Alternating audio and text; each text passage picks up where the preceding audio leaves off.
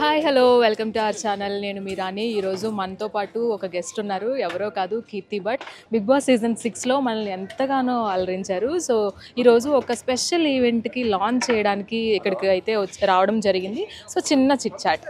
Yeah hi Keerthi, hi ఎలా ఉన్నారు? నేను బాగున్నాను. మీరు ఎలా ఉన్నారు?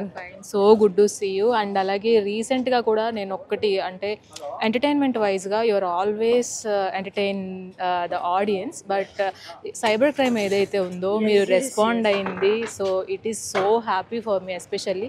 సో దాన్ని ఎలాగా మీరు ఫేస్ చేశారు అండ్ సాల్వ్ చేశారు అనేది వీడియో రిలీజ్ చేయడం జరిగింది. ఎలా అనిపిస్తుంది?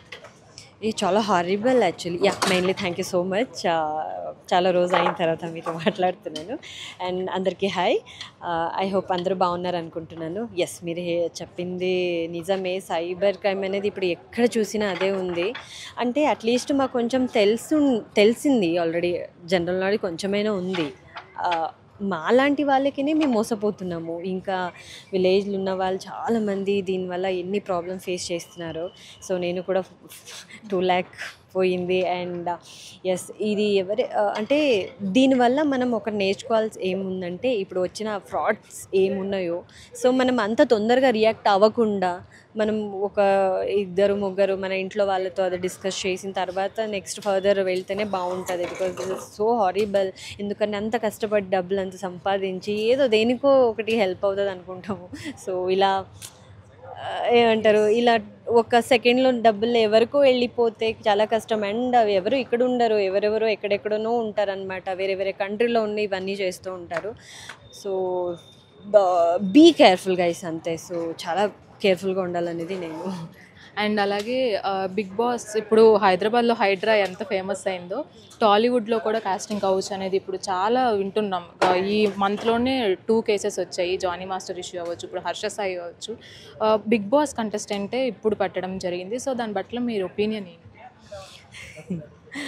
యాక్చువల్లీ ఏం మాట్లాడలేదు, చాలా సాడ్ అన్నమాట అది. బికాజ్ ఎవరిని నమ్మడం ఎవరిని నమ్మకూడదు ఏం అర్థం కావట్లేదు. బట్ నేను చెప్పడం ఏమంటే, సెలబ్రిటీ, బిగ్ బాస్ ఇవన్నీ పక్కన పెట్టేస్తే గివ్ రెస్పెక్ట్. అమ్మాయిలకి రెస్పెక్ట్ ఇవ్వండి. అండ్ అమ్మాయిలకి ఎవరెవరు ప్రాబ్లం ఫేస్ చేస్తున్నారో ప్లీజ్ బయటకు వచ్చి మాట్లాడండి, అంతే. నేను అదే కోరుకుంటాను. మనకి ఏం జరిగిందో అప్పటికప్పటికే మనం రియాక్ట్ అయిపోతే, అప్పటికప్పటికి మనం యాక్షన్ తీసుకుంటే అది అంత దూరం వరకు వెళ్ళదు.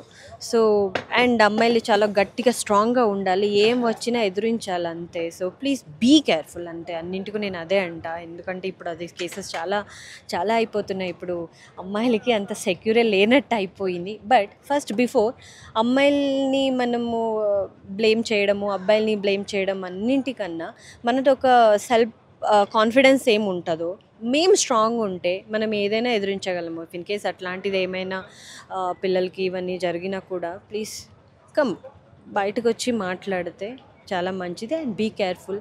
అన్నింటి నుంచి అందరినీ నమ్మకండి. సో కాలం చాలా దారుణంగా అయిపోతుంది. సో బీ కేర్ఫుల్, అంతే. ఎస్, ఆఫ్ కోర్స్ మీరు చెప్పింది చాలా correct. And audience serial artist కంటే కూడా కీర్తి భట్గానే చాలా ఓన్ చేసుకున్నారు as a strongest woman. And అలాగే మీ లైఫ్ పార్ట్నర్ కూడా what a strongest support he is giving to you. And మీరు ఇనీషియల్ స్టేజ్ నుంచి ఇప్పటి వరకు మీకు అలాంటివి ఏమన్నా మీరు మీ లైఫ్లో చూసారంటే, ఇన్ పర్సనల్ మీకు కాకపోయినా మీ చుట్టుపక్కల? జరిగిన ఇండస్ట్రీ అన్న కూడనే, నాట్ ఓన్లీ ఇండస్ట్రీ, మనం ఏ చోటకి వెళ్ళినా, ఏ ఒక ఫీల్డ్కి వెళ్ళినా కూడా ఇట్లాంటిది ఉంటుంది. బట్ ఇండస్ట్రీ పీపుల్ కాబట్టి మేము ఒక ఏదో సెలబ్రిటీ ఉన్నాం కాబట్టి బయటకు వచ్చి ఏదో పెద్ద రామాయణం అయిపోతుంది అనమాట. బట్ ఇది అన్ని ఫీల్డ్లో ఉంది. మా లైఫ్లో అటు ఇటు అయిన ఆడిషన్స్కి వెళ్ళినప్పుడు అవన్నీ. బట్ నేను అది గట్టిగా తీసుకొని ఎదురించి కొట్టేసి వచ్చేదాన్ని అనమాట. సో కొంచెం స్ట్రాంగ్గా ఉంటేనే బెటర్. నా లైఫ్లో అట్లాంటివి జరిగింది. నేను అప్పటికప్పటికి రియాక్ట్ అయ్యా, దానికి వెళ్ళలేదన్నమాట. అంటే ఓన్లీ వచ్చి ఏదో మమ్మల్ని వాళ్ళు ఇబ్బంది పెడతారని కాదులే, కానీ వాళ్ళు కొన్ని ఆఫర్ చేయడం వల్ల అమ్మాయిలు లైఫ్ కొంచెం ప్రాబ్లం ఉన్న వాళ్ళు స్పాయిల్ చేసుకుంటారు. కొంతమంది, అంటే అందరూ తప్పనట్లేదు, అమ్మాయిలు కొంతమంది వాళ్ళకి ఆకలి అంటారు కదా. సో వాళ్ళకి డబ్బులు కావాలి, ఫ్యామిలీ చూసుకోవాలి. సో వాళ్ళు సిటీకి వచ్చి అట్లాంటివి ఇప్పుడు టక్కనే ఎక్కడ దొరుకుతాయి డబ్బులు. డబ్బులు ఇప్పుడు ఏదో ఒకటి చెయ్యాలంటే అది నాట్ ఈజీ థింగ్. మనకు అంత డబ్బులు ఇంటికి సరిపోయిన డబ్బులు కరెక్ట్ అవ్వదు. కొంతమంది చాలా ఫేమస్ అవ్వాలని వస్తారు, కొంతమంది ఎంజాయ్మెంట్కి వస్తారు, కొంతమంది నాలాంటి వాళ్ళు లైఫ్ లీడ్ చేయాలని వస్తారు. అట్లాంటి వాళ్ళకి డబ్బులు అనేది మోహం ఏంటిదో ఒక ఈజీగా అట్రాక్ట్ అయిపోతుందన్నమాట. సో అలాంటి కొన్ని అంటే ఈ రెండింట్లు కూడా మనము ఆలోచించాలి. ఫస్ట్ డబ్బులు ఈరోజు వస్తాయి, రేపు వెళ్ళిపోతాయి, బట్ మన లైఫ్ అనేది, మన పరువు అనేది టిల్ ఎండ్ వరకు ఉంటుందన్నమాట. సో దట్ అన్నీ ఆలోచించండి. డబ్బులు అన్నింటికి సరిపోదు. డబ్బుల కన్నా ఎక్కువ మేము హ్యుమానిటీ, మనుషత్వం అనేది చాలా important. So apart from this professional life, personal life ఎలా ఉంది అండ్ ఎప్పుడు కీర్తి భట్ మ్యారేజ్ చేసుకోబోతుంది? అందరి క్వశ్చన్ ఇదే అనమాట. ఎస్, తొందరలోనే ఇన్ఫామ్ చేస్తా. బికాజ్ అందరూ అంటున్నారు ఏంటి ఎంగేజ్మెంట్ అయ్యి 1 year అయింది ఇంకా అవ్వలేదంటే. బట్ అందరికీ ఒక సమాధానం ఏమంటే తొందరగా పెళ్ళి అనేది అంత ఈజీగా అయిపోదన్నమాట. కొన్ని మాకు కమిట్మెంట్స్ ఉన్నాయి, అవన్నీ ఫిల్ఫిల్ చేసుకోవాలి. అయిన తర్వాతనే మంచిగా గ్రాండ్గా అందరినీ పిలిచి చేయించుకోవాలి అనేది నా ఒపీనియన్. అప్పటి వరకు కొంచెం లైఫ్ సెటిల్ చేసుకోవాలి అండ్ చాలా డ్రీమ్స్ ఉన్నాయి. అవన్నీ చేసిన తర్వాత తొందరగానే. Finally one last question. So Keerthi Bhat గురించి ఏదన్నా ఒక చిన్న విషయం టక్కని చెప్పాలి అంటే ఆడియన్స్కి ఏం చెప్తారు? ఇప్పటి వరకు ఎవరికి చెప్పండి. చెప్పండి ఏమీ లేదు. యాక్చువల్లీ చాలా తొందరగా నమ్ముతాను జనాల్ని. అది ఆల్రెడీ మీరు చూస్తుంటారు. తొందరగా హర్ట్ అయిపోతాను అనమాట. ఇది అందరికీ తెలుసు, ఇంకా తెలియనిది ఎంత ఏమీ లేదు.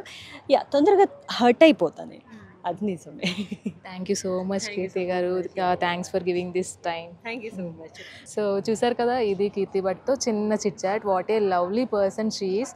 సో మనం అడగగానే మాట్లాడడానికి ఒప్పుకున్నారు. సో ఇదండి ఈరోజు కీర్తి భట్తో చిట్ చాట్. కెమెరా పర్సన్ ధర్మేంద్రతో రాణి, తెలుగు ఫ్రెండ్, హైదరాబాద్.